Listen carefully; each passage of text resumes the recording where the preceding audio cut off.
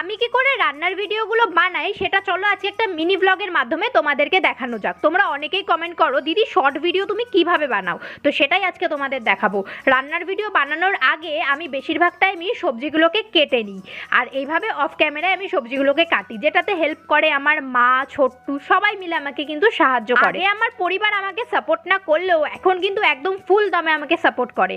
এরপর দেখো আমি আমার রিং লাইট আর স্ট্যান্ডটা নিয়ে রান্নাঘরে চলে এসেছি আর সমস্ত কিছু সাজিয়ে নিয়েছি। এত গরমের মধ্যে রিং লাইট জ্বালিয়ে রিং লাইটের এত কাছ থেকে ভিডিও করা কিন্তু সত্যি খুব টাফ ব্যাপার। কিন্তু সত্যি কথা বলতে আমার অতটাও কষ্ট হয় না। যখন আমি তোমাদের কমেন্টগুলো চেক করি তখন আমার মনটা খুশিতে ভরে যায়। আর যেগুলো বানাই সেগুলো কিন্তু সবাই মিলে খাই। আর এটা আজকে বানিয়েছিলাম আমি চিকেন অমলেট। আর সবাই যখন খেয়ে বলে দারুণ হয়েছে রাখি, তখন আমার কাজ করার এনার্জি আরো। এরপর রান্নাতে ইউজ হওয়া বাসনপত্রগুলো মেজে আমি ভালো করে রেখে, এই হলো আমার রান্নার ভিডিও বানানোর পিছনের কাহিনী। তোমরাও বানাতে থাকো, একদিন সাকসেস পাবে।